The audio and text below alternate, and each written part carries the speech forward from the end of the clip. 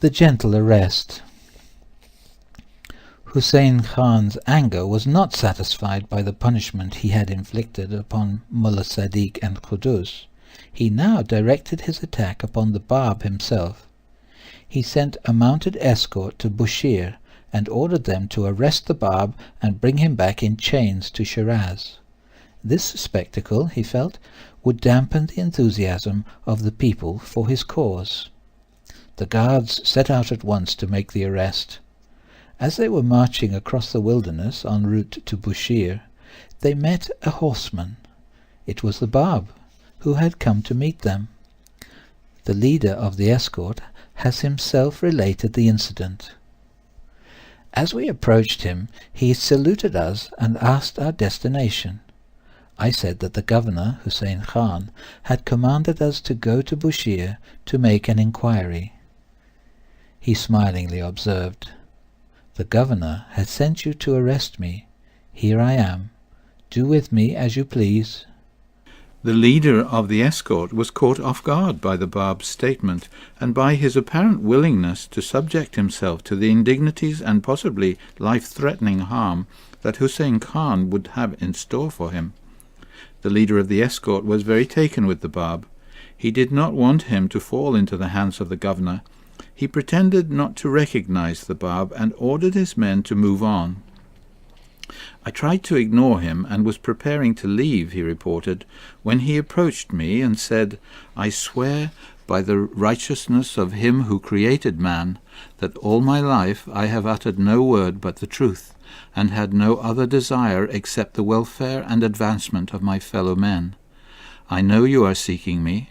I prefer to deliver myself into your hands rather than to subject you and your companions to unnecessary annoyance for my sake.'"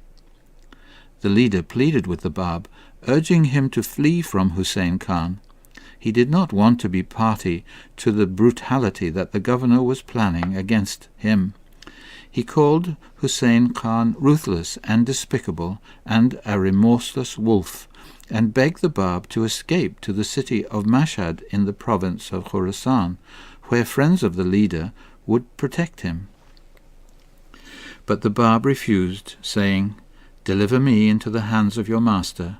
Be not afraid, for no one will blame you."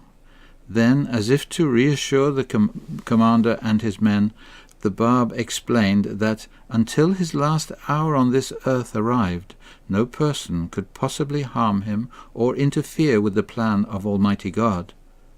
The leader bowed his head in consent and carried out the Bab's wishes. He ordered his escort to permit the Bab to ride on ahead of them as though they were a guard of honor rather than a party of arrest. They continued in this fashion until they reached Shiraz.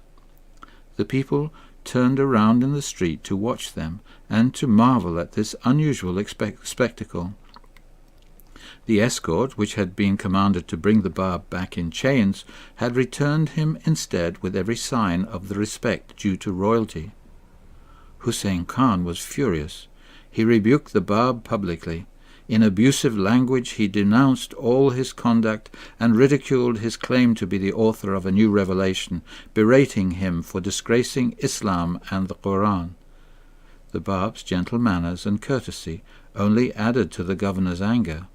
The historian Nicholas writes, "We know that the Bab especially commended politeness and the most refined courtesy in all social relations. Never sadden anyone, no matter whom, for no matter what," he enjoined.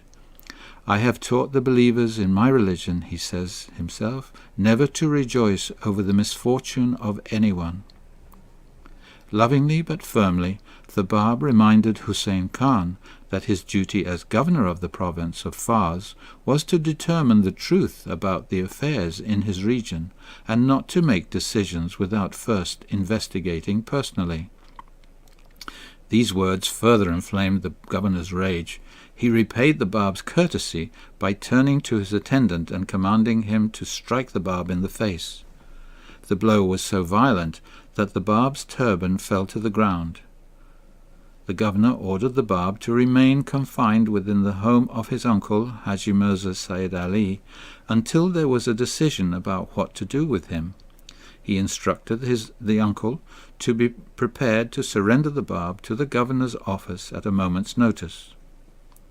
For a while, the Bab led a life of comparative peace. During this period, his followers met with him in secret in his uncle's home. One such visitor was a well-known scholar and clergyman named Abdul Karim. Abdul Karim was from the village of Qazvin. He was a merchant, but so great was his longing to know about God that he had given up his business and devoted his life to studying every branch of learning. Because of his great thirst for knowledge, he had soon eclipsed his fellow students. One day he was elevated to the status of teacher. He had qualified himself to speak as an authority on the sacred scriptures of Islam. He was told that he need no longer attend classes, for now he knew as much as the wisest doctor of Islam. Therefore he, Abdul Karim, could now teach others. At first Abdul Karim was elated, but that night, as he began to think about things, his heart was troubled. If he were considered to be among the wisest of all, who was there on earth who really knew anything at all about Almighty God? He knew he was still a victim of cares and worries, of temptations and doubts. Who was he to lead others? He was overcome with a sense of unworthiness. He struggled with these thoughts until dawn, neither eating nor sleeping. He prayed, "Thou seest me, O my Lord, and thou beholdest my plight. I am lost in bewilderment at the thought of the multitude of sects into which thy holy faith hath fallen. I am deeply perplexed when I behold the schisms that have torn the religions of the past. Wilt thou guide me in my perplexity and relieve me of those doubts?" Abdul Karim anguished over the answer to this question. He relates, "I wept so bitterly that night that I seemed to have lost consciousness. There suddenly came to me the vision of a great gathering of people, the expression of whose shining faces greatly impressed me. A noble figure, attired in the garb of a Sayyid, occupied a seat in the pulpit facing the congregation. He was expounding the meaning of this sacred verse of the Quran: "Whoso maketh efforts for us, in our ways will we guide them." I was fascinated by this face. I arose and advanced towards him, and was on the point of throwing myself at his feet when that vision suddenly vanished. My heart was flooded with light. My joy was indescribable. Abdul Karim had consulted a man known throughout the city for his spiritual insight. This man had immediately recognized the Sayyid in the vision as Sayyid Kazim, and told Abdul Karim where to find him. Abdul Karim had set out at once for Kabbalah. There he had found Sayyid Kazim. He had been standing addressing a crowd just as Abdul Karim had seen him in his dream. He was speaking to those very same words. Abdul Karim spent an entire winter in close companionship with Sayyid Kazim, who spoke constantly of the coming messenger. The promised one, he would openly and repeatedly declare, lives in the midst of this people.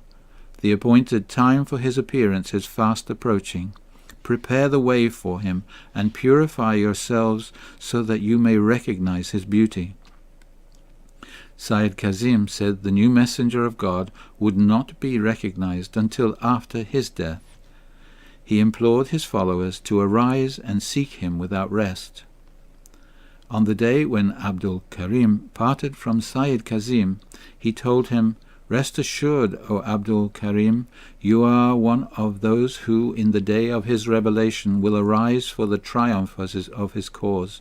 You will, I hope, remember me on that blessed day." Abdul Karim returned to his home in Qazvin to await the wonderful day. A few years passed with no sign of the promised one's coming, but Abdul Karim's heart was assured. He returned to his business as a merchant, but each night he would come home and withdraw to the quiet of his room. He would beseech God with all his heart, saying, Thou hast by the mouth of an inspired servant of thine promised that I shall attain unto the presence of thy messenger, and hear thy word. How long wilt thou withhold me from my promise? Each night he would renew his prayer, and would continue his supplications until the break of day. One night in February 1840, Abdul Karim was deep in prayer, almost in a trance-like state, when something extraordinary occurred. There appeared before me a bird, white as snow, which hovered above my head and alighted upon the twig of a tree beside me, he has related. In accents of indescribable sweetness, that bird voiced these words, Are you seeking the manifestation, O Abdul Karim? Lo, the year 60. Immediately after, the bird flew away and vanished. The memory of the beauty of that vision lingered long in Abdul Karim's mind. A few years went by, but Abdul Karim did not forget the message of the bird, and it was always on his mind. Then word came of a wondrous person living in the city of Shiraz. He left for Shiraz immediately. He continued to treasure within his heart the strange message conveyed to him by the bird. When he subsequently attained the presence of the Bab and heard from his lips those same words spoken in the same tone and language as he had heard them in his vision, he realized their significance. Abdul Karim burst into tears and threw himself at the Bab's feet in a state of profound ecstasy, much to the astonishment of his companions. The Bab lovingly took him in his arms, kissed his forehead, and invited him to be seated by his side. In a tone of tender affection, he succeeded in appeasing the tumult of Abdul Karim's heart. In spite of Hussein Khan's close supervision, many such great figures came to visit the Bab. Stories of conversions similar to that of Abdul Karim caused great excitement in Shiraz.